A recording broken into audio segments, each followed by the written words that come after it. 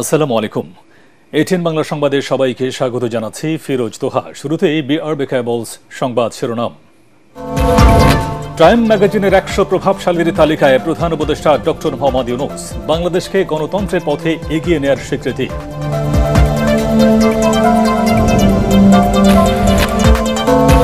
নির্বাচন নিয়ে প্রধান উপদেষ্টার বক্তব্যে সন্তুষ্ট নয় বিএনপি, বললেন মির্জা ফখরুল। ডিসেম্বরে ভোট না হলে পরিস্থিতি খারাপ হওয়ার আশঙ্কা, আগামী বছরের জুনের মধ্যেই ভোট, বললেন আসিফ নজরুল। ডিসেম্বরের আগেই নির্বাচন সম্ভব, মার্কিন প্রতিনিধি দলকে জানালো বিএনপি। আগামী রোজার আগে নির্বাচন চায় জামাত। ভোট আয়োজনে মাঠ প্রশাসন এখনো নিরপেক্ষ নয়, অভিযোগ নাহিদের। ৬ দফা দাবিতে আবারও দেশ জুড়ে আন্দোলনে পলিটেকনিকের শিক্ষার্থীরা। রাজধানী জুড়ে তীব্র যানজট, কাল থেকে সারা দেশে রেলপথ অবরোধের ঘোষণা।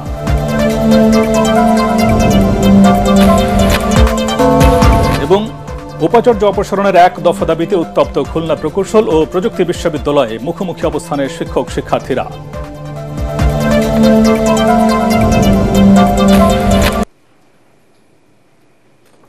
শুনছিলেন বিআরবি কেবলস সংবাদ শিরোনাম। এবার বিস্তারিত।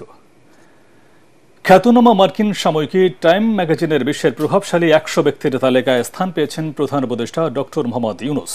আজ ২০২৫ সালের প্রভাবশালী ১০০ ব্যক্তির তালিকা প্রকাশ করা হয়েছে। ম্যাগাজিনে অধ্যাপক ইউনূসকে নিয়ে মুখবন্ধ লিখেছেন যুক্তরাষ্ট্রের সাবেক পররাষ্ট্রমন্ত্রী হিলারি ক্লিন্টন। মুখবন্ধে তিনি বলেন, শিক্ষার্থীদের নেতৃত্বে গণ অভ্যুত্থানের মুখে গত বছর স্বৈরাচারী প্রধানমন্ত্রীর পতন হলে বাংলাদেশকে গণতন্ত্রের পথে এগিয়ে নেওয়ার দায়িত্ব কাঁধে তুলে নেন শান্তিতে নোবেলজয়ী অর্থনীতিবিদ doctor Mohammad Yunus. Hillary Clinton আরও লেখেন, অনেক বছর আগেই গ্রামীণ ব্যাংক প্রতিষ্ঠা করে বাংলাদেশের প্রান্তিক জনগোষ্ঠীকে ক্ষুদ্র ঋণের মাধ্যমে ক্ষমতায়নের পথ দেখিয়েছিলেন ডক্টর ইউনূস।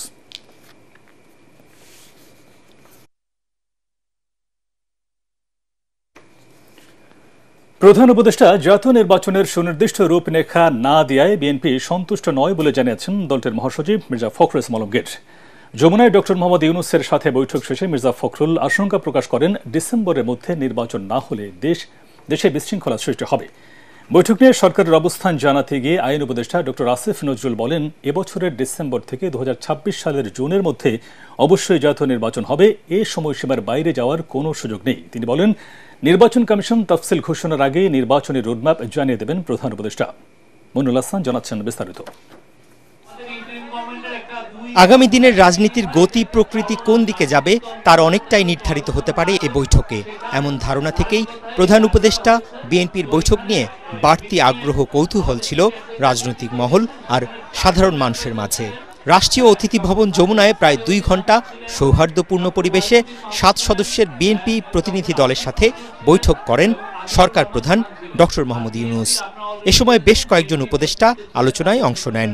বৈঠকের বিস্তারিত জানাতে গিয়ে অসন্তুষ্টির কথা জানিয়ে বিএনপি মহাসচিব মির্জা ফখরুল ইসলাম আলমগীর বলেন, জাতীয় নির্বাচন নিয়ে সরকার প্রধানের কাছ থেকে আরও স্পষ্ট বার্তা আশা করে দেশবাসী।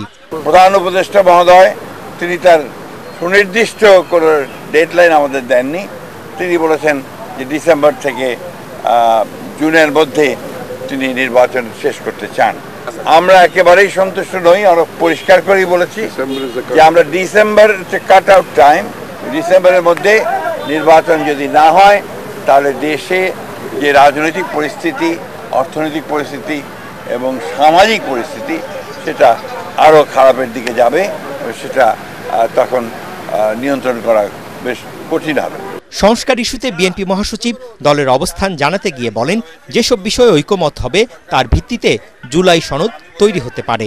যে বিষয়গুলোতে ঐকমত হবে সব দলগুলোর, সংসদ দলগুলোর, সেগুলো নিয়ে আমরা একটা চার্টার করতে রাজি আছি আপনারা, এবং তারপরে সেটার উপর ভিত্তি করে আমরা বাকি নির্বাচনের দিকে চলে যেতে পারি। এবং বাকি সংস্কার যেগুলো আমরা একমত হব সেটা আমরা অবশ্যই আমাদের রাজনৈতিক দলগুলো যা নির্বাচিত হয়ে আসবেন তারা সেগুলোকে বাস্তবায়িত করার ব্যবস্থা নেবেন। সরকারের মুখপাত্র হয়ে সংবাদ সম্মেলনে আসা আইন উপদেষ্টা ডক্টর আসিফ নজরুল জানান, জাতীয় নির্বাচন নিয়ে সরকারের অবস্থান আগেই স্পষ্ট করেছেন ডক্টর ইউনূস। এ নিয়ে বিভ্রান্তির কোনো সুযোগ নেই। এটা কোনোভাবেই জুনের বেশি যাবে না। যে কথাই বলুক না কেন, এটা প্রধান উপদেষ্টার অঙ্গীকার পুরা জাতির প্রতি রিপিটেডলি উনি বলেছেন, কোনো অবস্থাতেই জুন অতিক্রম করা হবে না। ডিসেম্বর থেকে জুন মানে যে আমরা ইচ্ছা করে একটু বেশি ক্ষমতা ভোগ করার জন্য বা এমনি অকারণে আমরা 1 মাস 2 মাস বেশি ক্ষমতা থাকলাম, মোটেও সেটা না। শিডিউল ঘোষণা করার পর মোটামুটি 60 ডেজ দিলেই হয়। সেই হিসাবে যখন আমরা নির্বাচন করব তার অন্তত 2 মাস আগে আমাদেরকে রোডম্যাপটা ঘোষণা করতে হবে। তিনি এও জানান, অন্তর্বর্তী সরকার জুলাই গণহত্যার বিচার ও জনগণের কাঙ্ক্ষিত রাষ্ট্র সংস্কারের বিষয়ে অঙ্গীকারবদ্ধ। জনগণের তো একটা আকাঙ্ক্ষা আছে যে আমরা বিচার করে যাই। হাজারের বেশি তরুণ জীবন দিয়েছে, 50-60 হাজার মানুষ আপনার শারীরিকভাবে পার্মানেন্টলি ক্ষতিগ্রস্ত হয়েছে, চোখ হারিয়েছে। তাদের যে বিচারের যে দাবি, এটা তো এই গণ অভ্যুত্থানের অন্যতম প্রধান আকাঙ্ক্ষা আছে। তা আমরা যদি কোনো বিচার না করে যাই, কোনো বিচার না করে আমরা যদি ইলেকশন দিই, আমরা মানুষের কাছে এবং নিজের কাছে জবাব দেব কিভাবে? বিএনপি সংস্কারের ব্যাপারে আন্তরিক জানিয়ে ডক্টর আসিফ নজরুল বলেন, ঐকমত্য কমিশনে দেয়া অধিকাংশ সংস্কার প্রস্তাবের সাথেও একমত পোষণ করেছে দলটি। মইনুল আহসান, এটিএন বাংলা, ঢাকা। ডিসেম্বরের মধ্যে নির্বাচন আয়োজন করা সম্ভব বলে মার্কিন প্রতিনিধি দলকে জানিয়েছে বিএনপি। যুক্তরাষ্ট্রের এশিয়া বিষয়ক উপসহকারী পররাষ্ট্রমন্ত্রী নিকোল চুলিকের সাথে বৈঠক শেষে কথা বলেন বিএনপির স্থায়ী কমিটির সদস্য আমির খসরু মাহমুদ চৌধুরী। নিকোল চুলিকের সাথে আলাদা বৈঠক শেষে জামায়াতের আমির শফিকুর রহমান বলেন, আগামী রোজার আগেই নির্বাচন চান তারা।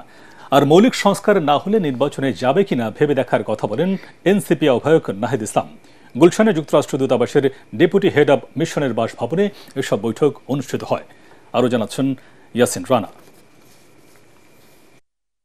3 দিনের সফরে ঢাকায় ব্যস্ত সময় পার করছেন ট্রাম্প প্রশাসনের দক্ষিণ ও মধ্য এশিয়া বিষয়ক উপসহকারী পররাষ্ট্রমন্ত্রী নিকোল চুলিক এবং পূর্ব এশীয় প্রশান্ত মহাসাগরীয় উপসহকারী পররাষ্ট্রমন্ত্রী অ্যান্ড্রু আর হেরাপ।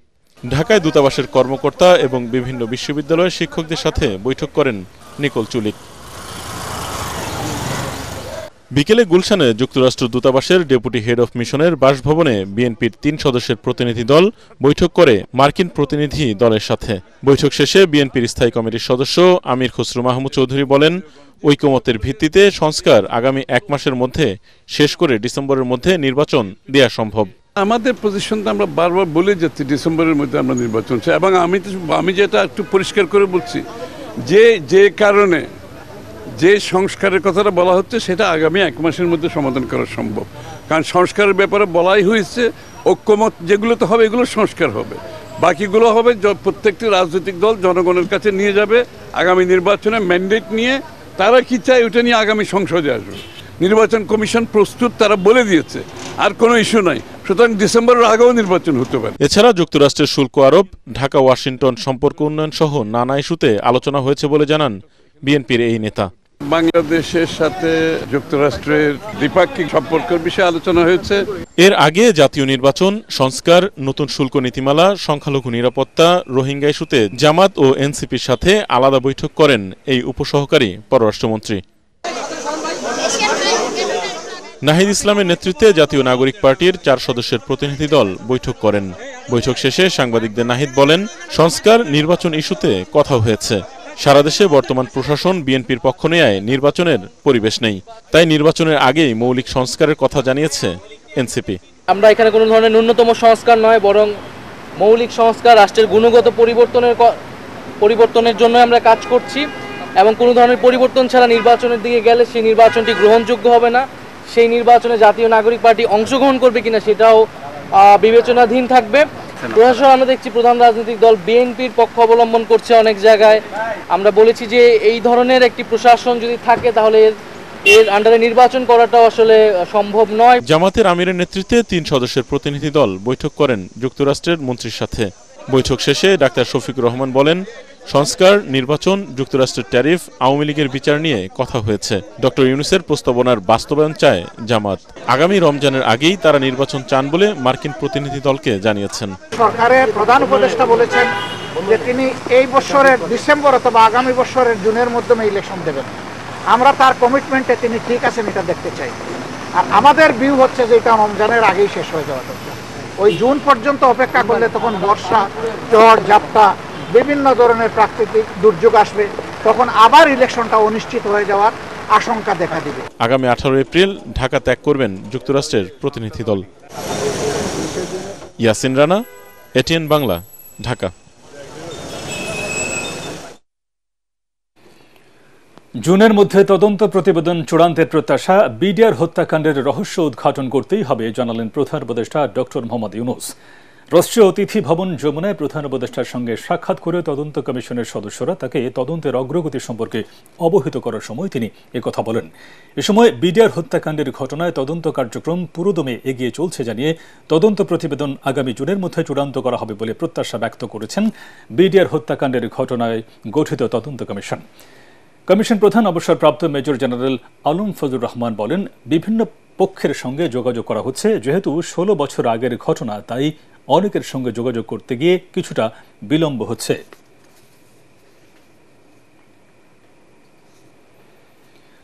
ছয় দফা দাবিতে আবারও রাজপথে কারিগরি শিক্ষার্থীরা। তাদের সড়ক অবরোধে অচল হয়ে পড়ে রাজধানী। তীব্র যানজটে স্থবির হয়ে পড়ে ঢাকা। সকাল থেকে তেজগাঁওয়ে 7 রাস্তা মোড় অবরোধ করে বিক্ষোভ করে তারা। সড়কে যান চলাচল বন্ধ হয়ে যায়। এতে চরম ভোগান্তিতে পড়েন নগরবাসী। এদিকে কাল থেকে সারা দেশে রেলপথ অবরোধের ঘোষণা দিয়েছে আন্দোলনরত পলিটেকনিক শিক্ষার্থীরা। আরও জানাচ্ছেন একরামুল হক সায়েম। তেজগাঁওয়ে 7 রাস্তা মোড়ে বুধবার সকাল থেকে সড়ক অবরোধ করে বিক্ষোভ করে কারিগরি শিক্ষার্থীরা। সরকারি বেসরকারি পলিটেকনিক ইনস্টিটিউট ও technical school and college, Bangladesh কারিগরি শিক্ষা বোর্ডের আওতাভুক্ত শিক্ষার্থীদের জোট কারিগরি ছাত্র আন্দোলনের ব্যানারে 6 দফা দাবি জানায় শিক্ষার্থীরা, যার মধ্যে রয়েছে ডিপ্লোমা ইন ইঞ্জিনিয়ারিং কোর্সে যে কোনো বয়সে ভর্তির সুযোগ বাতিল, বেসরকারি পলিটেকনিকগুলোর ল্যাব সুবিধা, অতিরিক্ত অর্থ আদায় নিয়ন্ত্রণ ও ইন্ডাস্ট্রিয়াল অ্যাটাচমেন্টের অর্থ দেয়া। 2021 সালে একটি অবৈধ নিয়োগ হয়। সেই নিয়োগটা হচ্ছে রাতের আধারে নিয়োগ হয়। এটা ক্রাফট ইনস্ট্রাক্টরদের নিয়োগ। এই নিয়োগটা অবশ্যই বাতিল করতে হবে এবং তারা হাইকোর্টে একটি রায় দেয়, এই রায়টা বাতিল করতে হবে। দাবি না মানলে আরো কঠোর আন্দোলনের হুঁশিয়ারি দেয় শিক্ষার্থীরা। আমাদের দাবি, সকল ডিপ্লোমা ইঞ্জিনিয়ারকে অবশ্যই 10ম গ্রেডে নিয়োগ প্রদান করতে হবে। যদি এরপরে আবারও এই আন্দোলনে বাধা দেওয়া হয়, আমরা কঠোর থেকে কঠোর আন্দোলনে কর্মসূচি দেওয়া হবে। শিক্ষার্থীদের অবরোধকে কেন্দ্র করে তীব্র যানজট তৈরি হয় রাজধানীর বিভিন্ন সড়কে। বন্ধ হয়ে যায় মহাখালী তেজগাঁও সড়কে গাড়ি চলাচল। চরম ভোগান্তিতে পড়েন সাধারণ মানুষ। তবে পদোন্নতিতে ক্রাফট ইনস্ট্রাক্টরদের কোনো কোটা রাখা হবে না, এমনকি ওই নামে পদই রাখা হবে না বলে আন্দোলনের মুখে বিকেলে ঘোষণা দেন কারিগরি শিক্ষা অধিদপ্তরের মহাপরিচালক শোয়েব আহমদ খান। তবে দাবি পূরণে লিখিত আশ্বাস চান শিক্ষার্থীরা। ইকরামুল হক সায়েম, এটিএন বাংলা, ঢাকা। 2021 সালে অবৈধভাবে নিয়োগপ্রাপ্ত ক্রাফটদের মামলার রায়ের প্রতিবাদে 6 দফা দাবি আদায়ের লক্ষ্যে সারা দেশে ব্লকেট কর্মসূচি পালন করেছেন পলিটেকনিক শিক্ষার্থীরা। এ সময় রাজপথ ও রেলপথ অবরোধ করা হয়। এতে বন্ধ হয়ে যায় রাজধানীর সাথে সড়ক ও রেল যোগাযোগ। চরম ভোগান্তিতে পড়েন সাধারণ মানুষ। শিক্ষার্থীরা বলছেন, দাবি আদায় না হলে আরও কঠোর কর্মসূচি দেওয়া হবে। প্রতিনিধিদের পাঠানো তথ্যচিত্রের ভিত্তিতে আরও জানাচ্ছেন কামরুজ্জামান রাজীব। চট্টগ্রামে সড়ক ও রেলপথ অবরোধ করে বিক্ষোভ করেন পলিটেকনিক ইনস্টিটিউটের শিক্ষার্থীরা। দুপুর থেকে 2 নম্বর গেট এলাকায় বাংলা ব্লকেট কর্মসূচি শুরু করেন তারা। সড়ক অবরোধের ফলে মুরাদপুর বহদ্দারহাট ও জিইসি মুখী রাস্তায় তীব্র যানজটের সৃষ্টি হয়। এতে সাধারণ যাত্রী ও কর্মজীবী মানুষ পড়েন চরম দুর্ভোগে। রাজশাহীতে সড়ক ও রেলপথ অবরোধ কর্মসূচি পালন করেন শিক্ষার্থীরা। এ সময় তারা ঢাকা মহাসড়ক ও পাশাপাশি থাকা রাজশাহীর রেলপথ অবরোধ করেন এবং রেল লাইনের উপর আগুন জ্বালিয়ে বিক্ষোভ করেন। 6 দফা দাবি পূরণ না হওয়া পর্যন্ত আন্দোলন চালিয়ে যাওয়ার ঘোষণা দেন তারা। কুমিল্লায় কোটবাড়িতে ঢাকা চট্টগ্রাম মহাসড়ক অবরোধ করেন পলিটেকনিক ইনস্টিটিউটের শিক্ষার্থীরা। এ সময় বন্ধ থাকে যান চলাচল। 2 ঘন্টা পর শিক্ষার্থীরা মহাসড়ক থেকে সরে গেলে ঢাকা চট্টগ্রাম মহাসড়কে যান চলাচল স্বাভাবিক হয়। বরিশালের কেন্দ্রীয় নথুল্লাবাদ বাস স্ট্যান্ড সংলগ্ন ঢাকা বরিশাল মহাসড়ক অবরোধ করে এই কর্মসূচি পালন করে বরিশালের সম্মিলিত পলিটেকনিক ইনস্টিটিউট। শিক্ষার্থীদের সড়ক অবরোধের কারণে নথুল্লাবাদ এলাকায় দীর্ঘ যানজটের সৃষ্টি হয়। ময়মনসিংহে ক্রাফট ইনস্ট্রাক্টরদের জুনিয়র ইনস্ট্রাক্টর পদে পদোন্নতি সংক্রান্ত উচ্চ আদালতের রায় বাতিল, ডিপ্লোমা ইঞ্জিনিয়ারিং কোর্সে যে কোনো বয়সে ভর্তির সুযোগ বাতিল সহ 6 দফা দাবিতে মহাসড়ক অবরোধ করে পলিটেকনিক শিক্ষার্থীরা। এতে ময়মনসিংহের সাথে ঢাকা, নেত্রকোনা, শেরপুর ও জামালপুরের যানবাহন চলাচল বন্ধ হয়ে যায়। মহাসড়কের দুই দিকে সৃষ্টি হয় দীর্ঘ যানজট। দিনাজপুর ফুলবাড়ি বাস স্ট্যান্ডে অবস্থান কর্মসূচি পালন করেন শিক্ষার্থীরা। এতে দিনাজপুর থেকে ঢাকার রেল ও সড়ক যোগাযোগ বন্ধ হয়ে যায়। দাবি না মানলে আরো বৃহত্তর কর্মসূচির হুঁশিয়ারি দেন শিক্ষার্থীরা। নওগাঁ বাস স্ট্যান্ডে সড়ক অবরোধ করে বিক্ষোভ করেন শিক্ষার্থীরা। এতে ভোগান্তিতে পড়ে সাধারণ মানুষ। এ সময় পলিটেকনিক ইনস্টিটিউটের শিক্ষার্থীদের একটি মিছিল বিভিন্ন সড়ক প্রদক্ষিণ করে। এছাড়া নরসিংদী সহ অন্যান্য জেলা থেকেও পলিটেকনিক শিক্ষার্থীদের আন্দোলনের খবর পাঠিয়েছেন আমাদের প্রতিনিধিরা। Bureau report, ATN Bangla.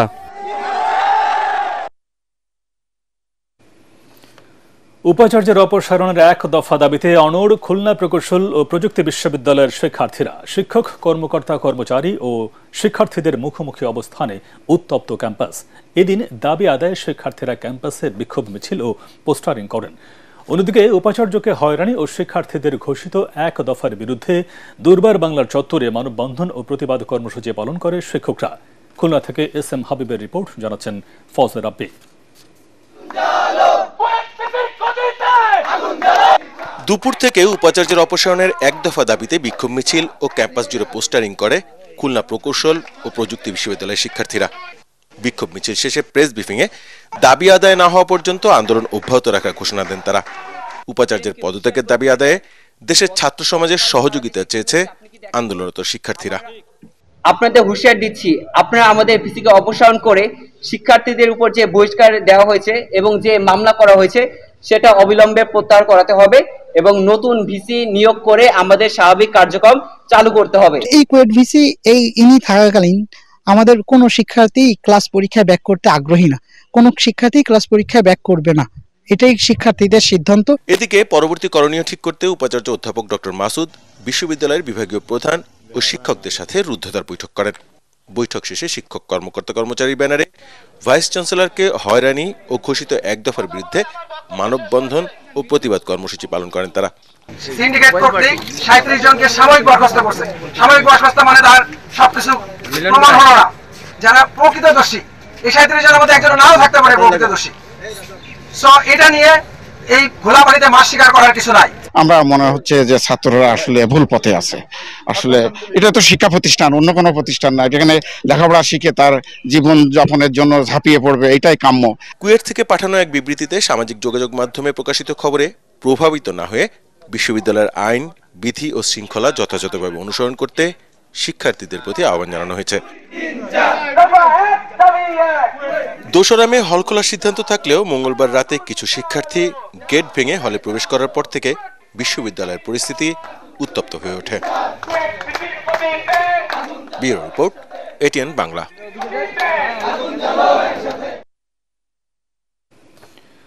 নববর্ষের আনন্দ শোভাযাত্রায় মোটিফ নির্মাণকারী চিত্রশিল্পী মানবেন্দ্র ঘোষের বাড়িতে অগ্নিসংযোগের ঘটনায় জড়িতদের আইনের আওতায় আনার দাবি জানিয়েছেন ঢাকা বিশ্ববিদ্যালয়ের চারুকলা অনুষদের শিক্ষক শিক্ষার্থীরা। বিকেলে চারুকলা অনুষদ প্রাঙ্গণে মানববন্ধনে এমন দাবি জানান তারা। এর আগে মানিকগঞ্জ সদর উপজেলার গড়পাড়া বাজার এলাকায় মানবেন্দ্র ঘোষের বাড়িতে আগুন দেয় দুর্বৃত্তরা। আরও জানাচ্ছেন আরান তাসিন রে। এবারের বর্ষবরণে ফেসিস্টের মোটিভ বানানো নিয়ে মানিকগঞ্জ সদর উপজেলার গড়পাড়া বাজার এলাকায় চিত্রশিল্পী মানবেন্দ্র ঘোষের বাড়িতে আগুন দেয় দুর্বৃত্তরা। মঙ্গলবার রাতে দুর্বৃত্তরা এই আগুন দেয় বলে জানায় শিল্পীর পরিবার। ধারণা করা হচ্ছে পহেলা বৈশাখে ঢাকায় স্বৈরাচারী মুখাকৃতি বানানোর অভিযোগে এ অগ্নিসংযোগের ঘটনা ঘটেছে। তবে শিল্পী মানবেন্দ্র ঘোষের দাবি, তিনি শুধু বাঘের মোটিভ তৈরি করেছেন। বাঘটা আমি নির্মাণ করেছি, যেহেতু বৈশাখের সাথে সেই 2004 সাল থেকেই যুক্ততা রয়েছে।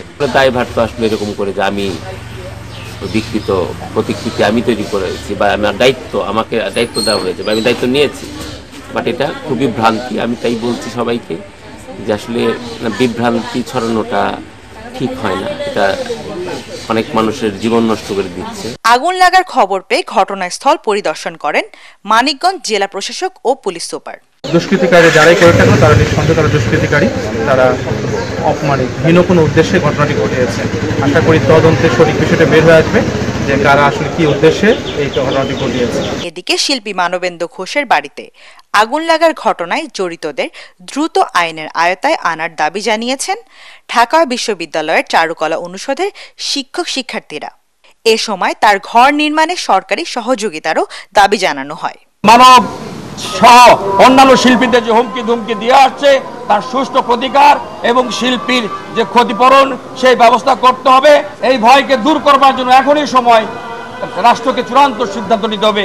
বিশেষ কোনো গোষ্ঠী নয়, দেশের সকল নাগরিকদের নিরাপত্তা নিশ্চিতে আইন শৃঙ্খলা বাহিনীকে আরো সতর্ক হওয়ার আহ্বান জানান চারুকলার শিক্ষার্থীরা। আজকে যদি আরো কিছু করতে হয়। আনন্তা সিনরি, এটিএন বাংলা, ঢাকা। দুর্নীতি মামলার আসামি ব্রিটিশ এমপি টিউলিপ সিদ্দিককে দেশে ফেরাতে আদালতের নির্দেশনা মেনে আন্তর্জাতিক সংস্থাগুলোর সহযোগিতা চাইবে দুদক। এমন তথ্য জানিয়ে সংস্থাটির মহাপরিচালক জানান, শুধু আদালতে উপস্থিত হয়ে প্লট জালিয়াতির বিষয়ে তার বক্তব্য দেওয়ার সুযোগ রয়েছে। এদিন জমির মূল্য অতিরিক্ত দেখিয়ে 800 কোটি টাকা আত্মসাতের অভিযোগে বেক্সিমকো গ্রুপের চেয়ারম্যান সালমান এফ রহমান সহ 30 জনের বিরুদ্ধে মামলা করেছে দুদক। এছাড়া 87 কোটি টাকার জমি 1000 টাকা দেখিয়ে বন্ডের মাধ্যমে গ্রাহকের কাছ থেকে তুলে নেওয়ার অভিযোগ রয়েছে তাদের বিরুদ্ধে।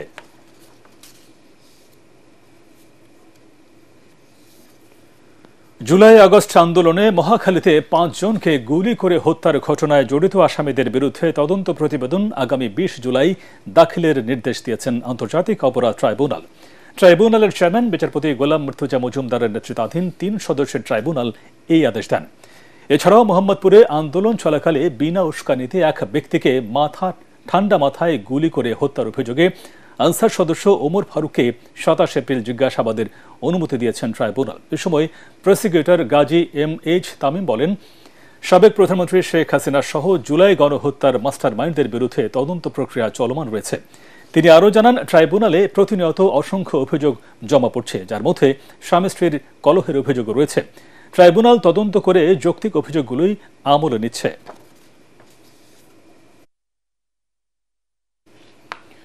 সয়াবিন তেলের দাম লিটারে 14 টাকা বাড়ালেও নিম্ন আয়ের মানুষ সংসার চালাতে অতটা চাপে পড়বে না বলে মনে করেন বাণিজ্য উপদেষ্টা শেখ বশিরউদ্দিন।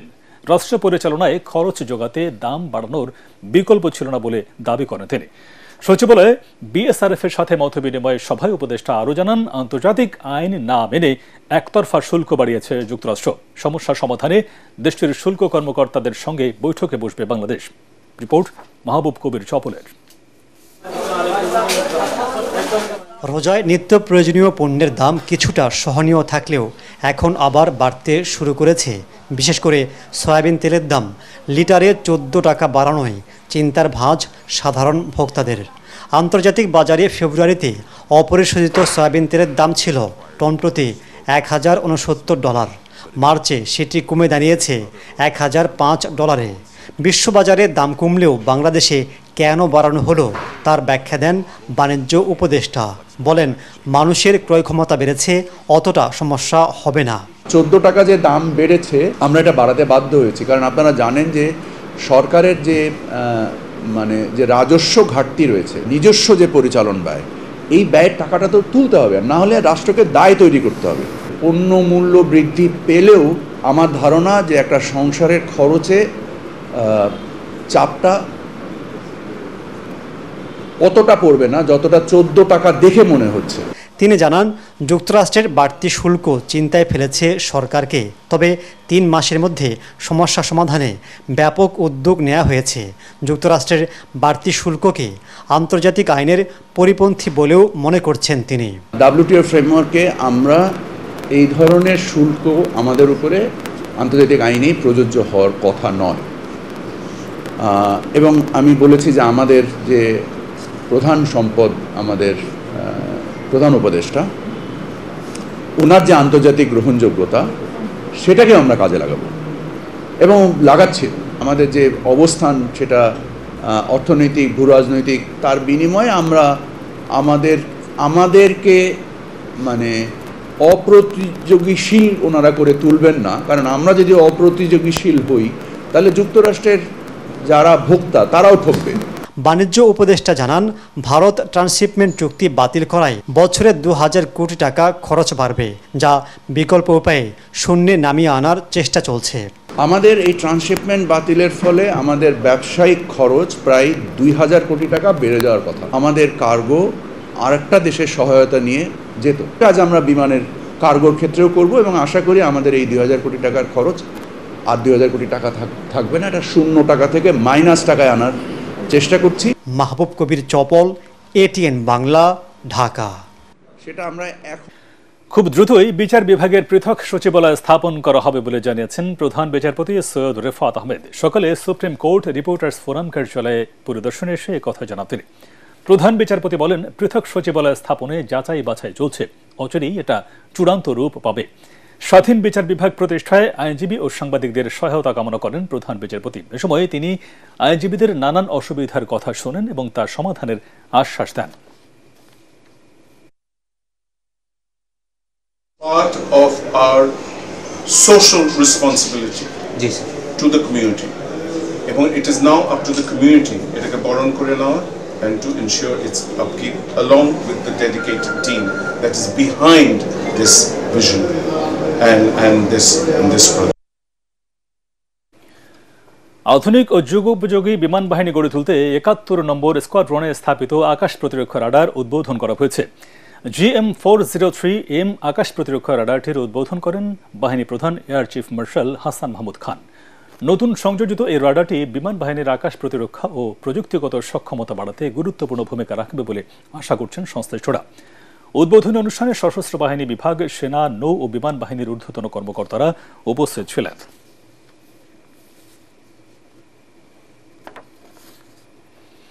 আল আরাফা ইসলামী ব্যাংক অর্থ সংবাদ।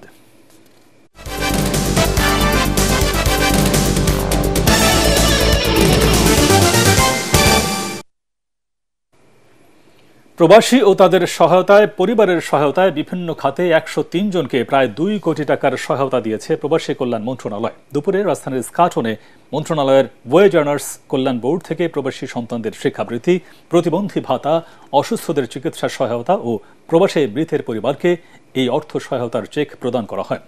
এ সময় বৈধ পথে রেমিটেন্স পাঠাতে প্রবাসীদের প্রতি আহ্বান জানান প্রবাসী কল্যাণ ও বৈদেশিক কর্মসংস্থান উপদেষ্টা ডক্টর আসিফ নজরুল। পার্টিক্স খেলার খবর।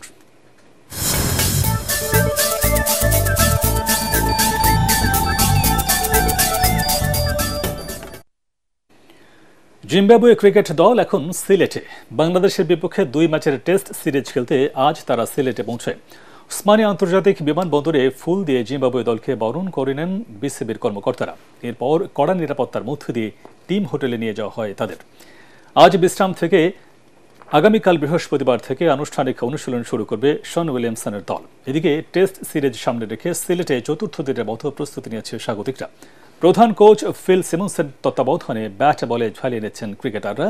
আগামী 20 এপ্রিল সিলেট আন্তর্জাতিক স্টেডিয়ামে প্রথম টেস্টে মুখোমুখি হবে 2 দল। টানা 3 ম্যাচ জিতে ইতিমধ্যেই নারী ওয়ানডে বিশ্বকাপের চূড়ান্ত পর্বে খেলার পথে অনেকটাই এগিয়ে গেছে বাংলাদেশ নারী ক্রিকেট দল। এবার নিশ্চিত করতে ওয়েস্ট ইন্ডিজের বিপক্ষে লড়বে নিগার সুলতানা জ্যোতিরা। তবে রেকর্ড অবশ্য টাইগার্সদের হয়ে কথা বলছে না। 2 দলের 4 মোকাবেলায় মাত্র 1টিতে জিতেছে বাংলাদেশ, বাকি 3টিতে হার। তবে এবার অন্য মন্ত্রে দীক্ষিত টাইগার্সরা জয়ের ব্যাপারে আশাবাদী। তাছাড়া পরাজয়ের ব্যবধানটা কমাতেও চান জ্যোতি ঋতুমণি নাহিদারা। লাহোরে কাল বাংলাদেশ সময় সকাল 10:30টায় শুরু হবে এই ম্যাচটি।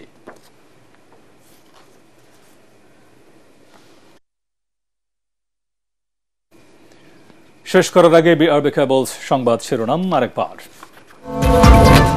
টাইম ম্যাগাজিনের 100 প্রভাবশালীর তালিকায় প্রধান উপদেষ্টা ডক্টর মোহাম্মদ ইউনূস। বাংলাদেশকে গণতন্ত্রের পথে এগিয়ে নেওয়ার স্বীকৃতি।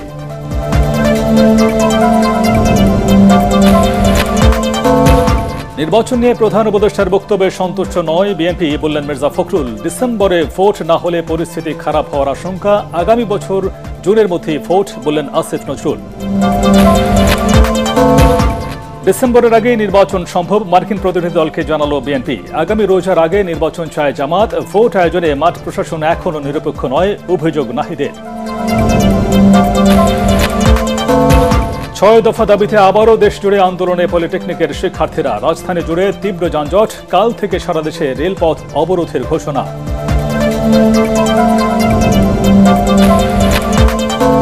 এবং উপাচার্য অপসারণের 1 দফা দাবিতে উত্তপ্ত খুলনা প্রকৌশল ও প্রযুক্তি বিশ্ববিদ্যালয়ে মুখোমুখি অবস্থানে শিক্ষক শিক্ষার্থীরা।